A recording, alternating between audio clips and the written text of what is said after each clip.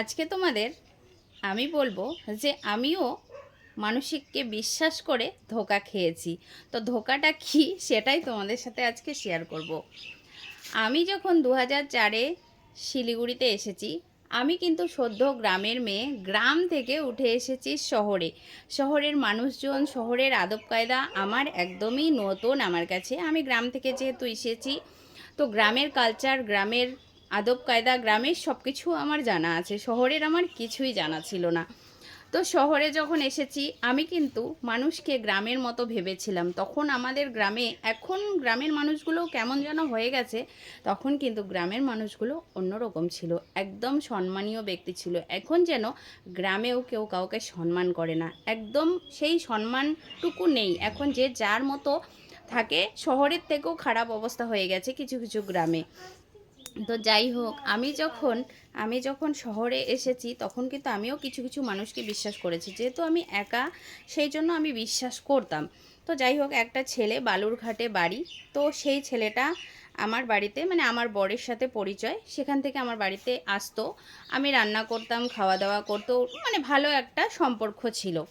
তো তারপর ছেলেটা আমার বাড়িতে আসতে আসতে, মানুষ গল্প করে না, তো আমিও তার সাথে গল্প টল্প করতাম।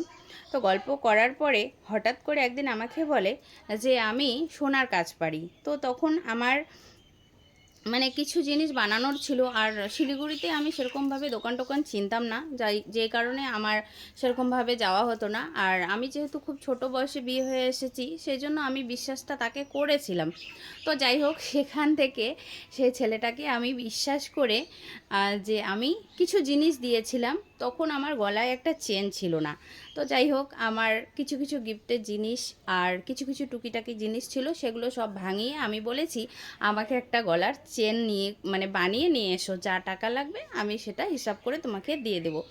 তো যাই হোক, ও যে আমার সাথে এরকম বেইমানি করবে আমি ভাবতে পারিনি। তবে হ্যাঁ, বেইমানি করতে গেলেও কিন্তু একবারে বেইমানি আমার সাথেও করেনি। তো যাই হোক, আমি যখন জিনিসটা ওকে দিয়েছি, তো মাপটা কিন্তু আমি দেখিনি, আমাকে যা বলেছে আমি সেই হিসেবে ওকে টাকাটা দিয়ে দিয়েছিলাম। তারপরে সে আমাকে চেনটা নিয়েও এসে দিয়েছে। আমি বেশি দিন নয়, 5 থেকে 7 দিন আমি সেই চেনটা গলায় পরেছিলাম। তো যাই হোক, ও যে কীভাবে চেনটা বানিয়েছিল, ও বানিয়েছিল কি অন্য কেউ বানিয়েছিল সেটা আমার জানা নেই। আমি জিনিসটা পেয়েছি তাতেই আমি অনেক খুশি। সেটা আমি খেয়ালও করিনি যে কত কি, মানে কতটা ওজন, কতটা টাকা, সেটা আমার অত ধ্যান দিইনি। তো যাই হোক, আমি তাকে টাকাটা পুরোটা দিয়ে দিয়েছি। দেওয়ার পরে হঠাৎ করে একদিন স্নান করতে গিয়ে দেখি আমার চেনটা ছিঁড়ে গেছে। 7 দিন, 5-7 দিন পরার পরে যদি চেনটা ছিঁড়ে যায়, নিশ্চয়ই মনটা খারাপ হবে। তো আমি কিছু রাগারাগি করছিলাম যে জিনিসটা বানালাম, সেই জিনিসটা আজকেই মানে ভেঙে গেল, এরকম মানে বলছিলাম। তো আরও কিছু কথা বলছিলাম।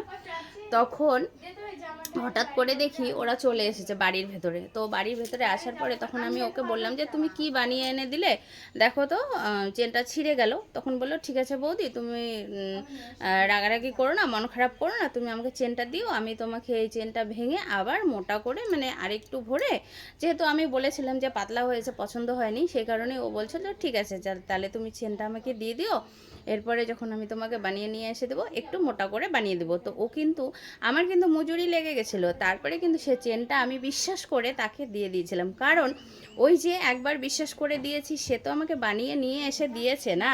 পরের বার আমি আবারও ওকে বিশ্বাস করে দিয়েছি, কিন্তু আমি জানতাম না যে ও বিশ্বাসের এত বড় ধোঁকা করবে। তারপরে সেই জিনিসটা দেওয়ার পরে সেই যে ও গেল, আর রিটার্ন এলো না। তো যাই হোক, কিছুদিন পরে আমার সাথে একদিন দেখা হয়ে গেছিলো রাস্তায়, তখন আমি মার্কেটে গেছিলাম। তো দেখা হয়ে গেছে, তখন আমি জিজ্ঞেস করলাম যে তুমি তো আমার সাথে দেখাও করলে না, আর আমার জিনিসটাও দিলে না। রাস্তাঘাটে তো অত বাজে কথা বলা যায় না, কারোর সাথে ঝগড়াও করা যায় না। তো যাই হোক, আমি কোনো রকম একটু বললাম যে তুমি বাড়ি এসো, তোমার সাথে কথা আছে। বাড়ি তো আমার এলোই না। তারপর আমার আর চেনও ফেরত পাওয়া হলো না। আমার বরের বিয়ের, মানে আমার বিয়ের যে আংটিটা দেওয়া হয়েছিল, সেই আংটি, অনেক কিছু জিনিস আমার, নাকের, তারপরে কানের আংটি, যাবতীয় সব কিছু দিয়ে আমি গলারটা বানিয়েছিলাম, কারণ আমার গলারটা পরার খুব ইচ্ছে ছিল তখন। তো তখন আমি সেইটা দিয়েছিলাম, কিন্তু আমার ভাগ্যে যে সেটা এইভাবে মেরে দিবে আমি ভাবিনি। তবে দেখো, একটা কথা বলি, কেউ কাউকে মেরে কখনো ভালো কিছু করতে পারে না। তো তারপরেও আবার কিন্তু আমার কাছেও এসেছিলো, আবারও আমি উপকার করেছি। তখন একটা মেয়ে পালিয়ে নিয়ে এসেছিল, তখনও আমি ওকে উপকার করেছি, তখনও আমার যাবতীয় জিনিস নিয়ে ও চলে গেছে, দুবার ও আমাকে এরকমভাবে হ্যারাসমেন্ট করলো। তো এবার আমি বাড়ি করেছি, আমাকে বললো বৌদি তোমাদের বাড়ি আসবো, আমি মুখের উপরে বলে দিছি তুমি আর আসবে না, কারণ তুমি আমার অনেক বড় ক্ষতি করেছো। তো বিশ্বাস আমিও করেছিলাম, কিন্তু বিশ্বাসের ধোঁকা পেয়েছি। তো কিছু ক্ষেত্রে বিশ্বাস করতে হয়, তাই আমি তোমাদের